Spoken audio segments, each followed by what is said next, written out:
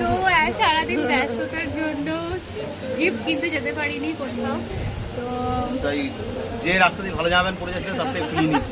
এই গায়ে খাবার আছে সামনে সীমান্ত বাজার থেকে আপাতত বাবার জন্য গিফট নিয়েছি।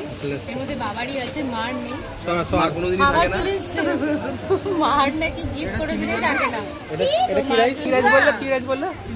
রয়েছে মার জন্য আমুলের আইসক্রিম, আর এখানে হচ্ছে শ্রীহরির একটা ছোট্ট গিফট এনেছি। হ্যাঁ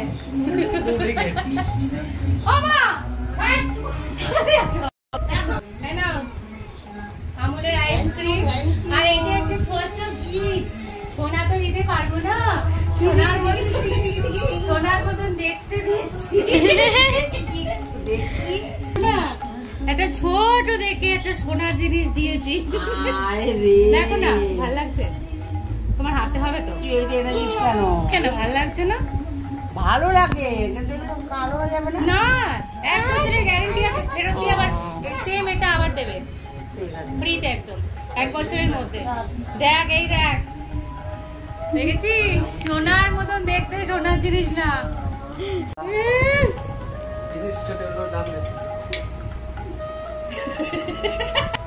কানেরটা পরে রেখেছো? বাবা রে, সোনার জিনিস ঠিক দেবো, ঠিক দিলে বড় দেবো।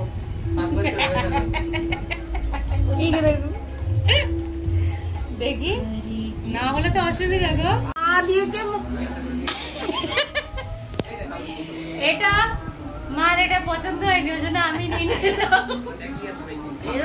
নিয়ে নিলাম। মাকে একটা নন স্টিকের কড়াই দিয়ে দেবো।